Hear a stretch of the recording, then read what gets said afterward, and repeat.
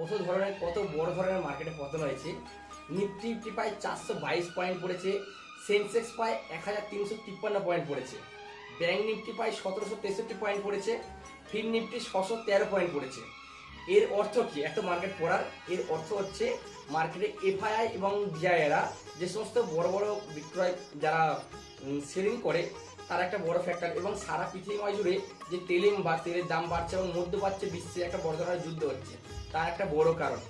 আজকে এফআইআইরা বিদেশি বিনিয়োগকারীরা প্রায় 3663 কোটি টাকার সেলিং করেছে, এবং দেশীয় বিনিয়োগকারী প্রায় 5.5 কোটি টাকার মতন তারা বিনিয়োগ করেছে।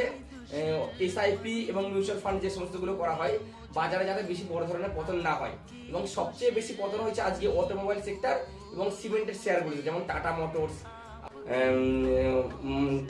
আছে, মাহিন্দ্রা আছে, মারুতি সুজুকি আছে। এর এই পতনে প্রায় 8.5 লক্ষ কোটি টাকা বাজার থেকে প্রায় সাফ হয়ে গেছে। তো কালকেও মার্কেট পড়ার বেশিরভাগ চান্স আছে, তোমরা খুব দেখে শুনে ট্রেড করবে। মার্কেট এখন কিন্তু খুব ভালো যাচ্ছে না। তো আমরা যেগুলো ট্রেডার, মার্কেট উঠলেও প্রফিট করি, মার্কেট পড়লেও প্রফিট করি। তো যারা বিগিনার আছো তারা কোনো মতে বেশি লোভ করতে যাবে না, অল্প অল্প প্রফিট নিয়ে মার্কেট থেকে বেরিয়ে আসবে। আমি প্রত্যেকদিন তোমাদেরকে গ্লোবাল মার্কেটের সম্বন্ধে কিছু না কিছু নলেজ দিয়ে যাবো, যেটা পরের দিনের জন্য কাজে লাগবে।